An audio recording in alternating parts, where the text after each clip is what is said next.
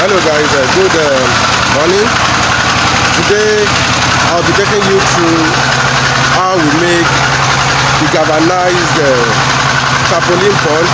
I made mention of it earlier that I'm going to take you through how to construct our wooden tarpaulin pond, and but today I'm making a tarpaulin pond to a client, so I will use that as an opportunity to tell you and to show you how to construct what we call a tarpaulin pond, most especially if you are using the galvanized pipe.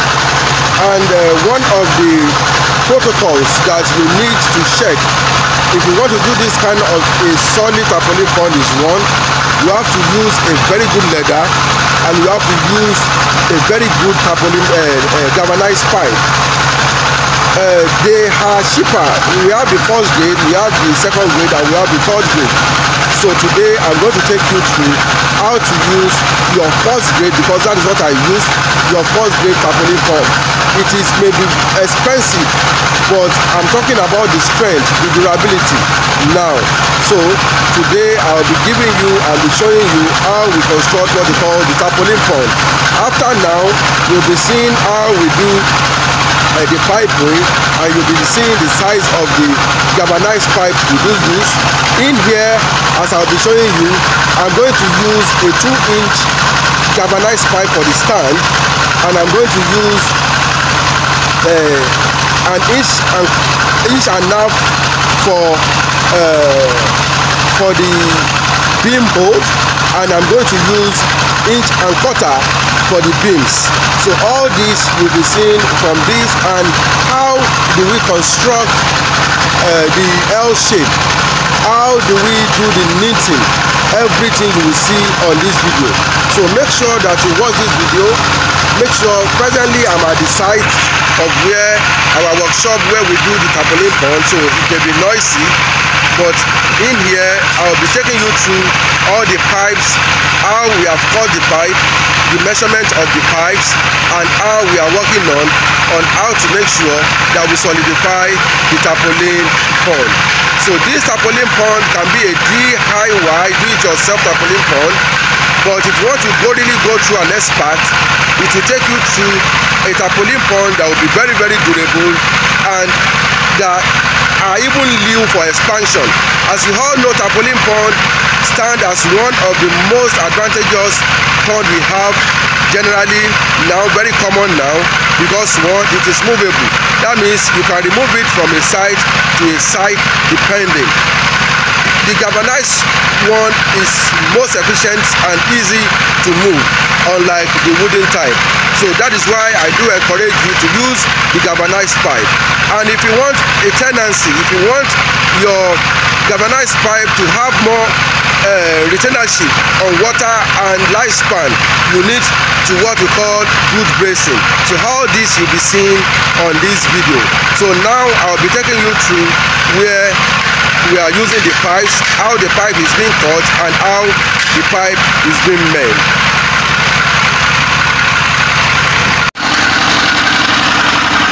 In here is what we call the inch and a half pipe, and this is what we call the inch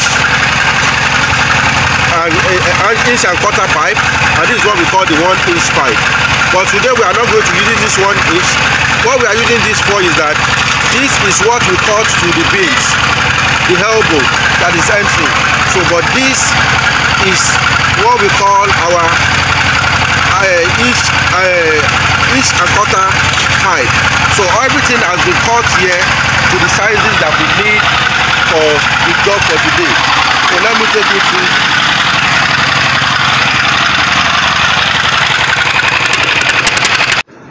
Hi guys, good afternoon. Once again, you are welcome to Cartridge Solution Academy. Today I'm taking you through is just some of the most asked questions from my YouTube page. Today I will take you through how to make a durable and long-lasting galvanized tarpaulin ponds, which is a way of doing it yourself. It's just a quick video on how some of the activities of this great pond is being laid. Yeah, what you are watching on the screen, I said from my previous video that you can watch about the type of tarpaulin ponds available, which are, we have the wooden tarpaulin pond, we have the galvanized tarpaulin ponds, but the most important are these two tarpaulin ponds. But if you want to run a galvanized tarpaulin pond, note that it is very, very important for you to really understand what we call the brazing, depending on the capacity of the pond you are running. So what really constitutes the brazing? The brazing. The first thing that constitutes the brazing is the stand. The stand, the beam are those things that constitute a very good brazing. I normally have a lot of people that ask me that they want to do a tarpaulin pond, that I should come and do it for them, but most problem we are having is when we come to pricing. I don't do anything that is substandard. I normally do things that is highly quality, so I try to give the best. So I try to use a very great materials for my client, depending on the capacity you are pulling at. So what you are watching in the video now is we are trying to get some a flat sheet for the stand. Is for the shoe for the stand, so that depending on the area that the pond will stand, that you are mounting your pond, the stand has to be well firmed in that side. And note that you don't use ordinary sheet for such stand. You have to use a very quality seat. Again, what you are watching is what we call the bolt and nut. What this does is that the bolt and nut is the one that connects the piping together, so that it can be well firmed together. So after you might have put up your stand, the next thing to do is you have to get your triangular shape, which is the connector of the beams together. So that is what you are watching. This is what we just finished. You have to have it, that means it has to be minted, and it has to have a rectangular shape. But note, only an expert can do this, because these are measured so that there will not be a mistakes from such a stand. So if you need a very good quality tarpaulin pond as you are watching, make sure that you contact me and we will deliver to you anywhere you are in Nigeria. So, and again, anytime you are working on the tarpaulin pond, make sure that it's well welded, so that it can retain any kind of reinforcement. And what you are watching there is I'm trying to show the stands, what constitutes the stands and the bolt.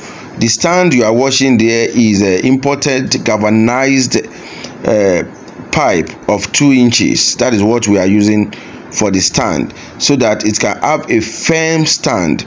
And the stand even depends on I told you earlier, depends on the capacity of the fishes of the pond you are doing.